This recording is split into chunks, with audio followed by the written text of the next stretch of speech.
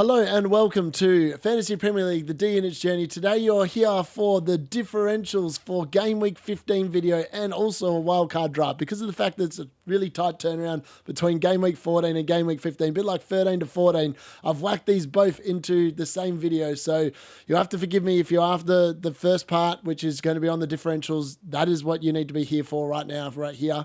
And then if you want a wildcard draft for Game Week 15, if you've got that active, please check out the second part. I've created a bit of an interesting draft, which hopefully people will enjoy. It's slightly different. And moving forward, I'm hoping that that's definitely something that I'm going to keep up. And yeah, I just hope that you like what I've put together. It is definitely different. So if you want to check it out and you want to be a little bit differential, then that is definitely the spot for you. And you should probably jump to that right now. But without further ado, let's jump into the differentials for Game Week 15. So, how important are the fixture runs of Bruyne, Arsenal, Bournemouth and Chelsea? Do you really need to offload Bruyne and Bruyne, Bruno Fernandes and Erling Haaland? Well, I'm not sure. Man City and Liverpool obviously come into nice fixture runs here as well from here on in, so that's definitely something to keep in mind. So with that being said, Newcastle also look pretty good, and they've got a nice, really run of nice fixtures for the next 3 weeks as well. So goalkeepers, Bart Verbruggen, he has done nothing to prove his worthiness to this point since I got him in. The 3 weeks that I've had him, he's got 5 points, which is not good enough, really. Not good enough. Pope, he does look like someone that could be an option, particularly in Newcastle defence, and as the main goalkeeper I'll be focusing on. And Henderson continues to whack out these. Whenever he gets clean sheets, he gets a good score. Got another 7 points this week. Best goalkeeper this week, I think, from the top of my head. Defenders, Gomez, Gusto, Timber, Hall, Kirkes, Robertson, we're going to be covering them. They all look pretty good. I've just realised I've spelt Robertson's name wrong. I apologise for that. This has been a pretty quick turnaround, so some of these spellings have gone a little bit amiss.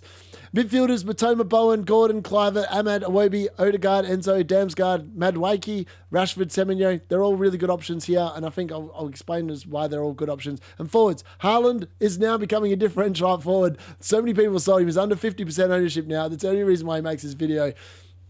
Realistically, you probably should still be selling him until he actually starts returning. But he is becoming a bit of a differential, and when he does pop off, he is going to be hurting over 50% of the people's ranks. Evanlinson, Isaac, Havertz, Gapco, and Vardy all look really good here as well. We'll get into them. So without further ado, let's jump into the differentials part of this video. Let's do it. All right, so obviously my team this week, just really quickly, currently speaking, as we stand, I've got a lot of points coming in off the bench. Kirkes is on track for 8 points, so I'm actually going to be jumping up 19 points there. It is forecast, my rank here, just really quickly while we're waiting here. My rank is due to go up to 34,000 as we speak, provided that Bournemouth can hold on to a clean sheet, which at the moment it looks like they are. So touch wood. Sorry, that was me just really quickly flicking over to see if they are keeping a clean sheet or not. As it stands, they are. So without further ado, let's get into the transfers for this game week. So as I said, that is going to update. I'm going to be going inside the top 35,000 teams if Tottenham don't score, which is looking very likely at this particular point in time. So let's go into the differentials for this game week. Now, Bart Verbruggen is still a good goalkeeper. Realistically, I was lied. He's got me 6 points in the time he's been in my team. Unfortunately, they just didn't play very well against Fulham. And Fulham, as I said, are a pretty good team. But the next 4 weeks should be some clean sheets, you would hope. Leicester away, Crystal Palace at home, West Ham away, Brentford at home. That is a very nice run of fixtures against teams that struggle to score goals. So hopefully, touch wood, it can fix this and actually get me some points. 3% ownership, he is really good. Now, when we look at the other goalkeepers, Nick Pope, as I said here, he's also a really good differential, 6.7% ownership. Newcastle's run the next few weeks is really good. Like up until game week 25 when they play City, you could expect quite a few clean sheets in here. I don't mind Nick Pope as an option. He is slightly cheaper. Newcastle's defense isn't the worst in the world, and I do expect him to keep some clean sheets against these worst teams. So look, 6.7% ownership. He's a great differential as a goalkeeper, particularly if you're on wildcard. Now, Dean Henderson, I had him at the start of the season. In reality, I probably should have kept him because he's actually got quite a few points. He's up to 52 points now for the season. And look, you know, he's been all right this season. And look, Crystal Palace's defense the last few weeks has actually been really good. Is it going to be good the next 3 weeks, though, with Man City, Brighton, Arsenal? I'm not 100% sure. But then from there, he actually doesn't look like a bad option. So if you've got Fabianski on goal, you can literally play Fabianski in the next 3 weeks. Get you through this segment of Man City, Brighton, Arsenal. Then you can put Dean Henderson in goal. I really don't mind that. 10.3% ownership. He only just makes this video. But he's not bad. He's not bad. Let's be honest. So if we go to the defenders now, and we're just going to type him in because it's going to be a lot easier than me trying to find him. So Gomez, he did start again. He only played 66 minutes against Newcastle. Obviously, Liverpool are a little bit shaky, so whether he keeps his spot, I'm not 100% sure. But 4.8 mil, it's hard not to recommend him. With Everton, Fulham, other than the Spurs game, Liverpool's run of fixtures for the foreseeable future actually looks pretty decent from a defensive perspective. And I think I really want to get a Liverpool defender. It won't be this week against Everton. I want to save the transfer, but the following week I will be looking to transfer 2 players in order to get that. Now, Kirkes is another one at the moment. I'm pretty sure. I'm just going to quickly double check. Just bear with me 1 second. They have kept the clean sheet. So Kirkes is going to get 2 bonus points. He's on track for 2 bonus points and 30 points there in the system. He's going to get me 8 points, and he is coming off the bench into my team for 8 points this week because Colwell did not play, so I'm very happy about that. It is going to lift me inside the top 35,000 teams. I don't really like him. The run of fixtures for Bournemouth is really good, and I do believe that he is going to keep some clean sheets in and amongst this run of fixtures. So, look, I'd be buying him. Ipswich haven't been scoring many goals, so he looks like an immediate reward there. So, hard not to recommend. 2.5% ownership. I am absolutely loving that moving forward. So, yeah, keep that in mind. I think he looks absolutely fantastic. The next one, Jurrien Timber. Now, I bought him in. He was on 2.9% ownership. He's gone up 3.3 since yesterday because of the fact he got that massive 14 points against Manchester United. I rated him. I bought him in. Quite often you'll see me, I'll make transfers on the differentials I'm talking about because I've actually been looking at them in advance thinking that's probably a player I want to move for. And he was a player I wanted to move for, and I'm very happy that he's in my team, and I expect him to continue with some good returns over the coming weeks. Arsenal's run of fixtures is very nice and very soft for the next 4 or 5, so I'm expecting them to keep more clean sheets, and I did want the Arsenal defence to covered, but I don't want to have double ups. So I'm just trying to cover one defender from each of the good teams. That is my plan moving forward, and preferably the cheapest ones, so that way I don't have to spend most of my budget there. So look, Jurrien Timber, fantastic option. If you haven't got him, probably think about getting him. He's a really good alternative, and I think he's nailed on to play for the foreseeable future. Another one is Hall. Now, I know he's only got 4 points the last 3 weeks, but Newcastle's run does change from here, and I do expect them to keep clean sheets, like I've said about Nick Pope. So, and he is playing 90 minutes, and he's got good attacking threat, which makes me think that eventually he's going to get some attacking returns and he's going to get that clean sheet. So look, moving forward, he's still a bargain basement price, 4.4 mil. There's not much not to like there. So look, it's hard not to recommend him moving forward. Now, the other 2 defenders, Gusto, I don't mind him. Again, it's one of them wee ones. It's 4.9, is 1.6% ownership. Now, he hasn't been playing the most amount of minutes, but with Reece James injured, and obviously he didn't play when Reece James was playing, I expect him to be starting, and based on that, Chelsea's run after the Spurs game, we'll probably be bringing him in this week and playing him. Like, that's why Colwell's on my bench for this game week, but his run of fixtures after that look delicious, and if he is starting, even if he's just one of them backup players, it's hard to be a backup player at 4.9, but like, if he's starting, which I think he will, just judged on what I saw the last couple of games, I think that he looks like a really good option. And at 1.6% ownership, I expect him to get some attacking returns in there as well. So that's just something to keep in mind. Chelsea's run is amazing, and I just really think he's good. Now, if you are after a bit more, attacking potential in the Liverpool defence, and you want to pay a little bit more, and he is going to be starting, let's be honest. Tomiskis isn't fit at the moment, and even if he is fit, I think Andy Robertson still starts. 5.8% ownership. He does have that attacking threat still, and I just really like him. He's cheaper. He's 1 mil cheaper than Trent. He's 0.5 cheaper than Virgil van Dijk. If you don't have the money, I think he's still a really good option, and that's the reason why he makes this video.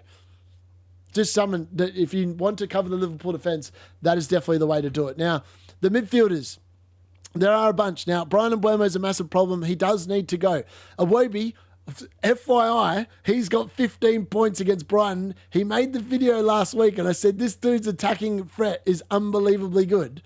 And he's now returned in his last 4 weeks. Now, I don't expect him to continue the returns in the next 2 against Arsenal and Liverpool, but I won't be backing against him. At 5.6 mil, this dude is such a good enabler to the point where I think that I actually would think about putting him in my team, potentially moving forward to enable one of my defensive moves. It might be that Matoma or Fernandes becomes a Wobie in the next couple of weeks. I'm not 100% sure. But if I'd had my time again, I think I would have dropped Matoma for a Wobie and just backed it in last week.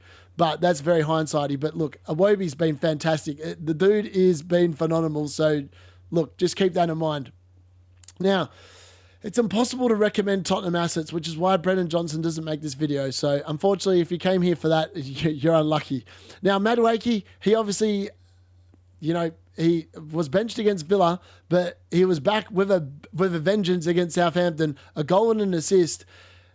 I think, generally speaking, he will start. And at 6.3 mil, he's also a really good, cheaper option. Chelsea's run of fixtures are so good, and he's got the attacking threat. I expect them to tear apart teams like Everton, Fulham, Ipswich, Crystal Palace, Bournemouth, Wolves, Brentford. I expect them to score multiple goals, and if he's starting, he's going to be getting points. At 6.3 mil, he's definitely a really good target, and he's got the form. He has got good expected goal involvement numbers for the season. He's on 0.42 expected goals per 90, 0.11 expected assists. He's definitely someone that you could definitely go to. I really like that as a selection. Definitely something you probably need to look at. Now, Jared Bowen, shout out to him. He was definitely very unlucky. 0.53 expected goals, 1.09 expected assists against Leicester. People just couldn't finish. I mean, the next 4 weeks I expect in return. He was being heavily bought in as a Mbeumo replacement. I don't mind him. Again, if it wasn't for the fact they got Liverpool and Man City in 19 and 20, I would definitely be going there and purchasing him. I think against Wolves, you'll see him get a return. And against Southampton, 100% return. So that's 2 of the next 4 he's going to return in, I would suggest, 100%. So look, he's also a really good option. 7.4, you are paying a little bit more money, but it is what it is. Now we're going to quickly go to the Bournemouth players. Whoops, don't know what's going on there. My computer's not being happy with me. Now, Semenyo, he was back. His attacking returns against Tottenham were nil, but he still had 0.21 expected goal involvement. He played 84 minutes. Their run of fixtures for Bournemouth are really good. Now, I'm not going to bring up Kluivert as well because I am conscious of the fact that I don't want this video to be a million miles long. But Kluivert and Semenyo, they're both very good options in the Bournemouth team. They've both been starting. Kluivert's obviously got penalties and that threat, but I think Semenyo is definitely the player I would pick out of the 2. I just think that his minutes are more nailed on, and he obviously now that he's had his rest, he looks like he's good, and he generally plays close to 90 minutes every week. So if I had to pick between the 2 of them, that would be the way that I would particularly look at it from there. All right, moving on. If you are after the real budget enablers, Ahmad still looks really good. Now, I think that Amarin's slowly realising that every time that Ahmad doesn't start, they look much poorer. And that's exactly what happened against Arsenal. The team looked much better with him in it. And I would suggest that we will see him return to the starting lineup for the Nottingham Forest game. I wouldn't be surprised if he is involved with some more attacking returns there. And I think he keeps his place from here on in as the starter in the Premier League. So I would be 100% backing him in. 5 mil. He's now risen in price from a 4.9 where he did get down to. He's risen up to 5.8% ownership, but he's definitely an option that you should be looking at moving forward. Now, the next one is Enzo from Chelsea. Now, he is now returned in his last 4 weeks. 4, 12, 9 and 5. He's got 3 assists in that time, 2 goals. There's a lot to like there. There's a lot to like. 4.9 mil. He has also risen in price this game week from 4.8. 2.8% ownership. Tottenham away is a hard game, but then the Chelsea run from there. Like, if I can somehow swap out Colwill for a Liverpool defender and bring in Enzo for Matoma, that gives me 1.6 mil to upgrade Colwill to potentially an Andy Robertson or if Alisson's back, the goalkeeper up to Alisson. It's definitely something I'm thinking about because, yeah, I just really like the look of him. And I think that moving forward, that he is going to be a really good enabler that somebody can just whack on your field. A bit like a João Pedro for that game week. Yeah, there's not much to not like there. He's now getting 90 minutes. I think it looks really good moving forward, and definitely something that you want to keep in mind of. Now, next up, we have Anthony Gordon. Now, who he scored against Liverpool. He's now returned in his last 2 weeks. He's back to playing close to 90 minutes as well. And look, the fixture run, as I said, for Newcastle before, is just so good. And I expect him to continue with the attacking returns. 8% ownership, I expect that to rise. If he gets another goal against Brentford, I think we'll see Anthony Gordon really shoot up in price. So, look, you heard it here first. His expected goal involvement's been not too bad either. 0.41 expected goals per 90, 0.19 expected assists. A lot of the good stuff when Newcastle are playing well comes from Anthony Gordon. Now, Matoma was disappointing, but he still makes this video because he's playing 90 minutes. He had 0.18 expected goal involvement against Fulham. That is a difficult fixture, but the next 4 fixtures are beautiful from a Brighton perspective, and I expect him to get more attacking returns. He is in my team, and he'll be staying in there. It's definitely, at least for this week against Leicester. Leicester they conceded 30 shots to West Ham. I'm expecting Brighton to put a few goals past them. So, look, Matoma stays in my team. Yeah, as I said, he starts over João Pedro only because of the fact that he plays more minutes than he does at the current space of time. Now, Martin Odegaard, again, he also makes a video, 0.44 expected goal involvement against Man United. He was unlucky not to get an assist or some sort of attacking return here, which would have made it 4 games on the trot. Again, Arsenal's run of fixtures is really good. If you can't get to Saka or you want to get him Bruyne, you can trade him up to Odegaard. Or if you want to get Bruno Fernandes for Martin Odegaard, I can definitely recommend it. He looks like a really good ownership. He's only 5.7%, so he is going to be a really good differential, and he potentially is going to get you those points over these coming weeks. He's going to be involved. He's taking penalties with Saka. There's lots to like. Lots to like there, 100%. So, look, he's definitely someone that's good. Damsgaard. Now, I've mentioned him a couple of times previously in these videos, but he's returned again. He's now returned in 3 of the last 4 weeks. At 5 million, 1.3% ownership. Yes, Brentford's run is harder from an attacking perspective. This dude just has a knack of somehow popping up and getting an assist or a goal. Like, no one's really talking about him, but he's actually been super consistent for Brentford this season. 57 points for the season now for 5 mil. That's ridiculous. That's yeah. What is there not to like there? I'm not sure. Now, the last differential I want to talk about in the midfield this week is obviously Marcus Rashford. Now, this is going to be polarizing, but I expect him to start against Nottingham Forest, and I expect him to probably be back in the goals as well. So, look, he does start well under new managers, and I know they've got the Man City away game. I think that Ruben Amorim would have seen this week that when you make the forward changes that he did, that the forward line was significantly weaker against Arsenal than it had been, obviously, against Everton. I expect those players to come back in, like the Amads, the Rashfords, and Bruno Fernandes pushing back further up. Then they need goals, and Marcus Rashford, I think, is their best or most reliable source of goals in the team, like outside of Bruno Fernandes. So I expect him to come back in, make of what you want. 5% ownership. I think there's few people know what I can see that Man United's best team at the moment, I think, has Marcus Rashford in it. All right, now moving on to the forwards. We'll rattle through these real quick and then we'll get into the wildcard part of this particular video. So Erling Haaland, 45% ownership now. He is becoming a differential. He is likely to drop below his starting price at the rate he's going. Again, he had 0.46 expected goal involvement against Nottingham Forest. He did return with an assist, so he finally got some sort of return, but it is looking pretty bleak. It's now only 2 goals in the last 1, 2, 3, 4, 5, 6, 7, 8, 9 games. 2 goals in 9 games. That's unheard of for Erling Haaland. He's got to have a hat-trick in him sooner rather than later. And look, he's playing a couple of his favourite teams up next. Man United in game week 16 at home. That could be the hat-trick that Haaland owners have been waiting for. Yeah, we'll just have to wait and see. But I expect him to do well against Crystal Palace and Aston Villa. They've both got... Palace are a decent enough defensive team. Aston Villa, I think you'll raffle a couple of goals past them. They've been conceding. And then they've got the Everton at home, Leicester away, West Ham at home fixtures. You could almost be putting money on he's going to get a hat-trick in one of them. It's inevitable. He is inevitable. It's coming, I'm telling you. Next up in this list today, we've obviously got Valentin. He was super unlucky. He had a goal ruled off for offside. He had really good numbers against Tottenham, 0.67 expected goal involvement. And look, Bournemouth's fixture run is really good, and I expect him to continue He's consistently getting close to 90 minutes now as well, which is fantastic from a minutes perspective, and 3.3% ownership. It's hard not to recommend him. He's been super good, super consistent, and I think that will likely continue moving forward.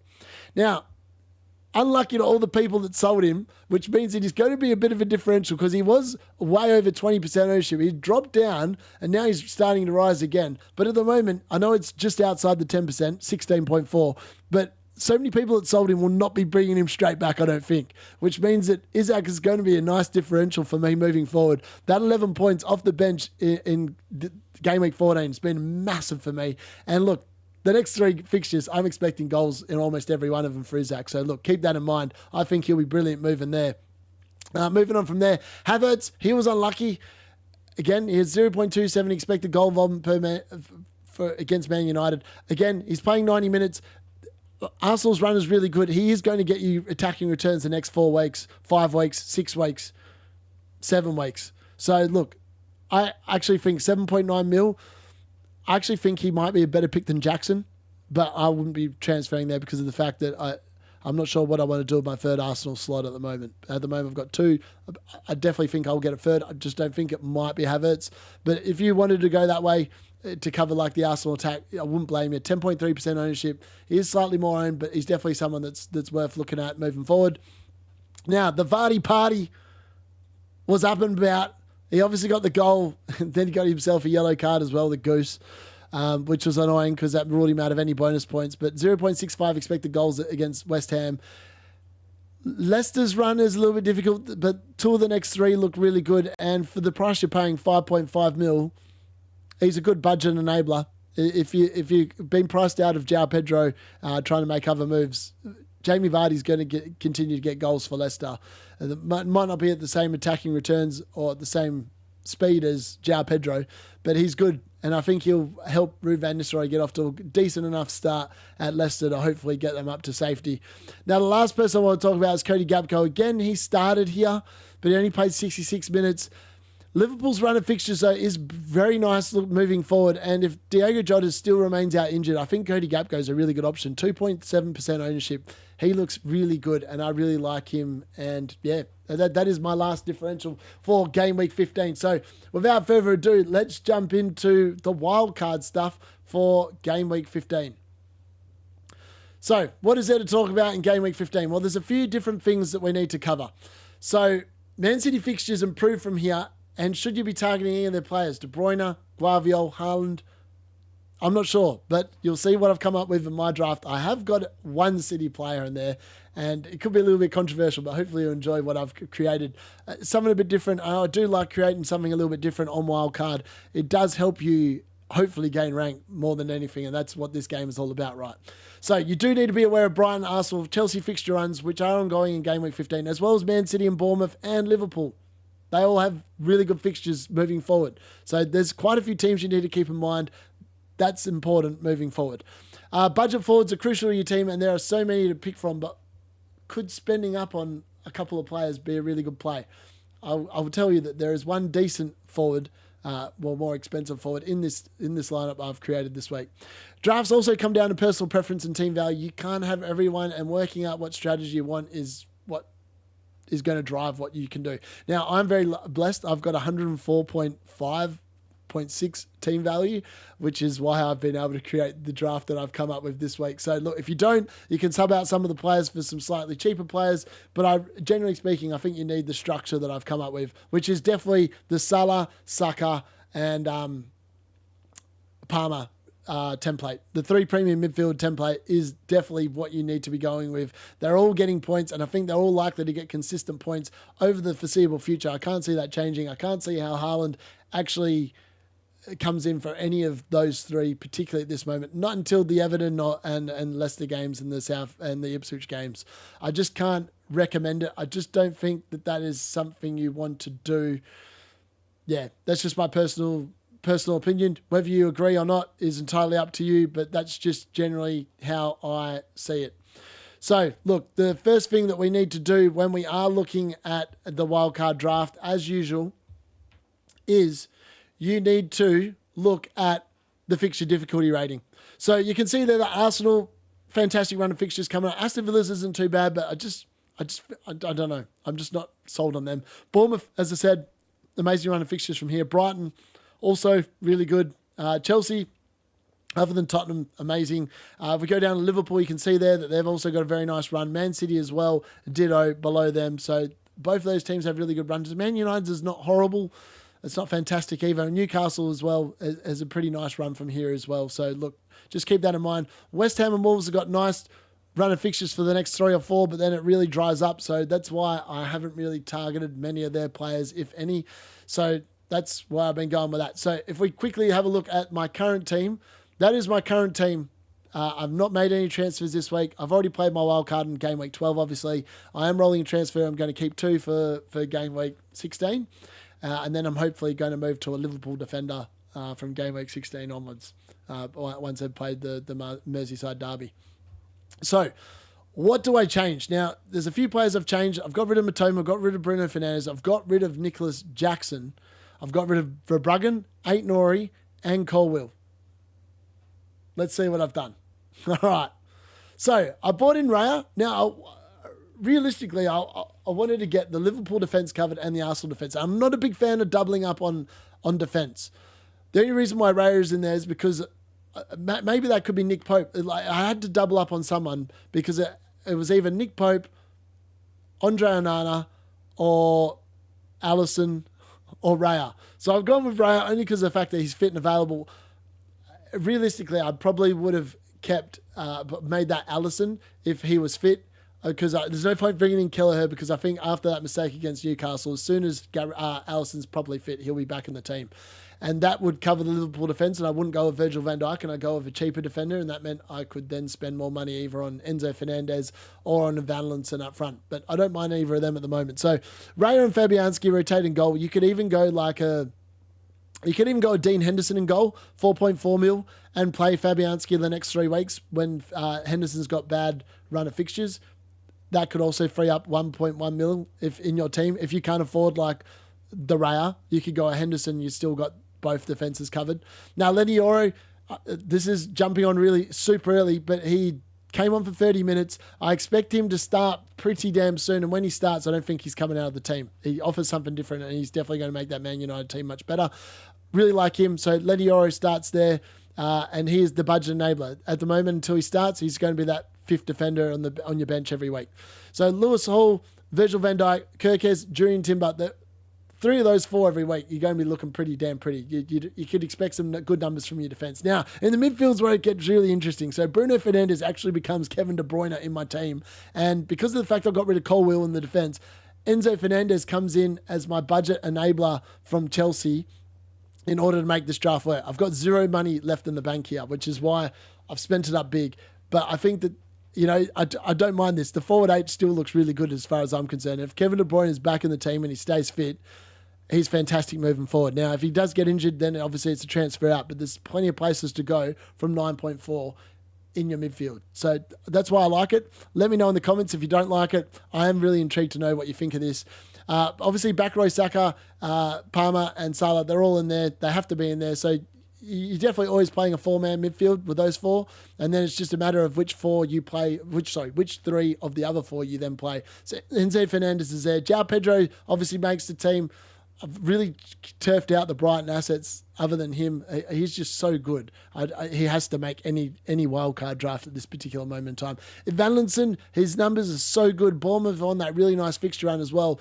And obviously, because of the fact that Nicholas Jackson got rotated out, it does make me concerned for the upcoming Christmas period that he's going to miss games. And obviously, he's on that 4 yellow cards, whereas the Van Linson's not. And then Isaac, who burnt everyone that sold him, other than me, who kept him, and he came off my bench for 11 points. He definitely makes the wildcard draft because Newcastle's run of fixtures is good, and all their attacking play goes through Anthony Gordon and Isaac. Now, De Bruyne could have become a Gordon, and then an Enzo Fernandez could become a Jared Bowen almost in this lineup. So there are a few different things that you could do. I just really like the look of this. It's a little bit different. It's got a little bit of flavour, a little bit of oomph. It covers the defence. It covers the midfield. It covers the forward line. Yeah, that's what I've come up with. So hopefully you've enjoyed my Game Week 15 wildcard draft. If you have got it active, let me know if you like it. If you don't, what you'd change, what you wouldn't. And if you've made it all the way through to the end of this video, please smash the like button. And if you are new and you've only just found me for the first time, smash the subscribe button, because I do offer, I like to think, a bit of a different take. And as it stands, I am moving in to the top 35,000 teams in the world. So as we can see there, rank 34,797. It'll probably be slightly higher. No, 34,903. I'm pretty damn happy with that. It's been a good week, especially with players coming off my bench. I've got 19 points coming off my bench this week that I would have left there because Nicholas Jackson and Colwell didn't play. So that is very important. Thank you, Fantasy Football Hub, for that particular thing. That's a little bit of a shout out there for you. That's all I use it for. I don't actually pay because, as you can see there, I need to upgrade and I don't believe in paying to win. I just base it off my own knowledge. So please make sure you smash that like button, subscribe if you're new, and I'll see you on the other side of tomorrow for team selection, final plugs, and transfer tips. Thanks for watching. That's been the D Unit.